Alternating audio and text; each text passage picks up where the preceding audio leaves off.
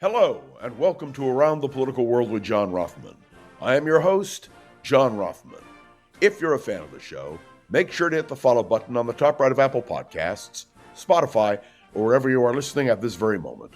When you hit follow, leave a review or share an episode with a friend. It helps other people discover the show, keeps us going. As I like to point out each and every day, it expands our base. Contempt. I want to talk about contempt. And I want to talk about the President of the United States on so many levels.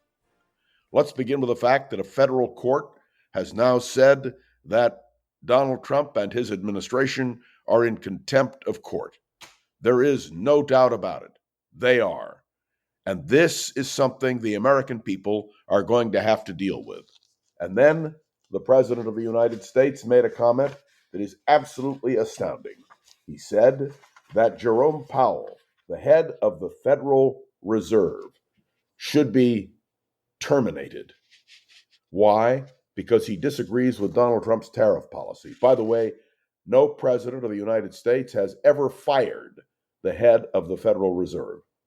There is no doubt in my mind that this goes much further. Donald Trump has now weaponized the Internal Revenue Service. He is asking that Harvard University's tax-exempt status be removed. Not only that, Donald Trump has decided that he can go after Harvard and cancel billions of dollars in support for research vital to the national security. Donald Trump's contempt for academia is clear.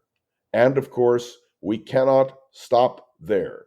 We have to understand that Donald Trump is now pursuing a policy that would indeed affect the entire nature of our democracy.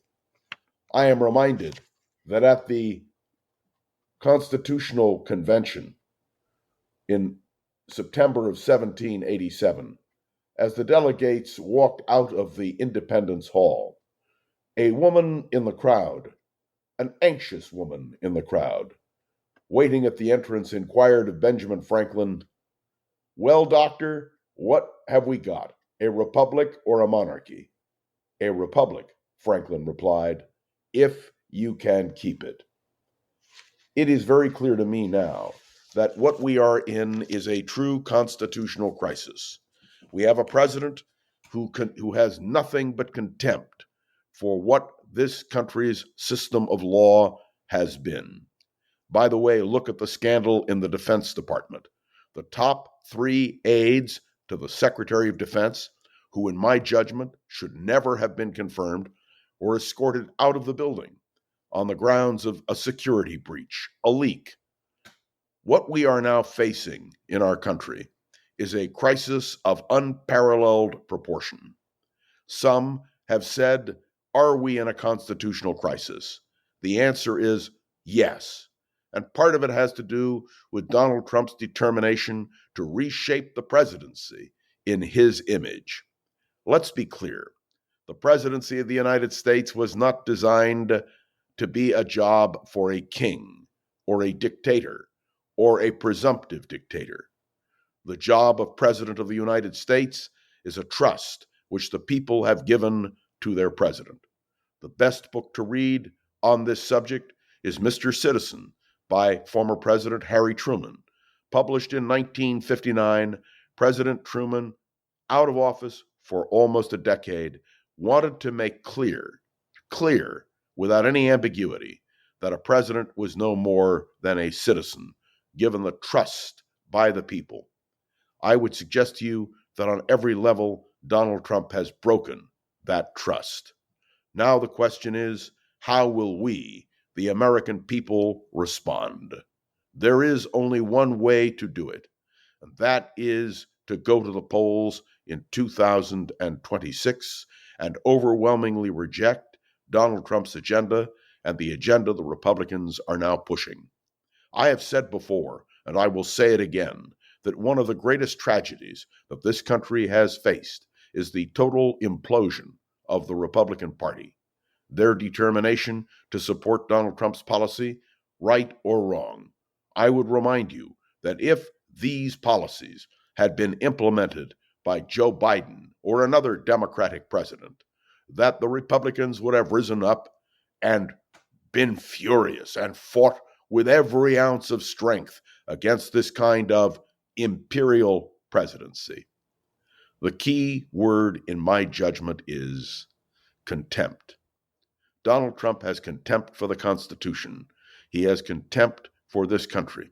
And may I point out, which I do so emphatically, that what we are witnessing now with the suggestion by Donald Trump that American citizens could be deported to foreign prisons if they are violent is a complete rejection of the American constitutional process. Where are the voices standing up and saying to Donald Trump, no? Now, I began this particular podcast by saying that the word is contempt.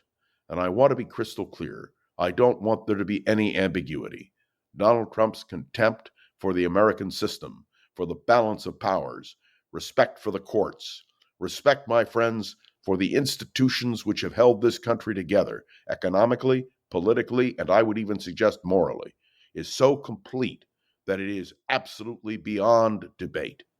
Now, I listen with great care to those who insist that Donald Trump is just carrying out his mandate. I have never heard such poppycock in my life.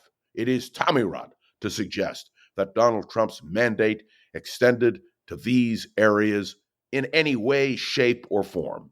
And in fact, let's be clear.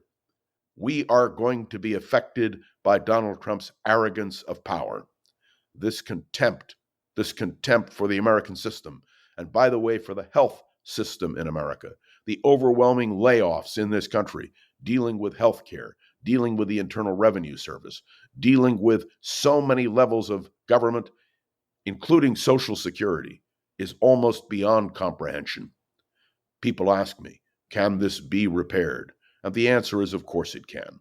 Donald Trump has been in office less than 100 days, and the havoc which he has created, the carnage which he has caused, must be understood clearly and precisely. For those of you who ask, John, why do you continue to harp on this on your podcast? It is because we are in a fight, my friends, a battle for the future of American democracy, a battle to ensure that it is a republic and that we can keep it. This kind of autocracy, this autocratic leadership by Donald Trump, this imperial presidency, this contempt for law and justice must be stopped, and it must be stopped by the American people. And if that means that Congress, including the Republicans in Congress, finally get out of their stupor and really understand the issue, so be it. And we, the people, must voice our concerns. Republicans in Congress must hear from the American people, overwhelmingly rejecting what Donald Trump is doing. Now, it doesn't concern me if some say, well, we support this policy or that. But can you imagine Donald Trump's total contempt for the way in which the American system works?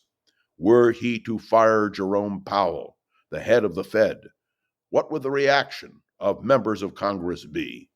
My dear friends, if this were a normal time, this president would have faced impeachment and conviction. But in order for that to happen, the Republicans must get out of their stupor. They must desert the cult of Donald Trump. They must stand up and be forthright. And for those of you listening to the sound of my voice who support Donald Trump, let me remind you, and I say it again, if this were a Democrat pulling this kind of stuff, boy, oh boy, would there be outrage. Let this not be a partisan matter. Let this be a battle for the future of American democracy, and let the Republican Party stand up and speak clearly. This is an appeal on my part, because the contempt that Donald Trump holds for our system of government and for our methodology is so clear, so transparent, so direct, that we must stand up. This is an important message which must be conveyed far and wide. Thank you for tuning into another episode of Around the Political World with John Rothman. I am John Rothman. Please make sure to follow along. Let me know your thoughts on the show by leaving a review on Apple Podcasts. And do, please, share an episode with a friend, this episode with a friend or colleague, so we can continue to spread the word, and more important, to grow and expand. We dare not hesitate.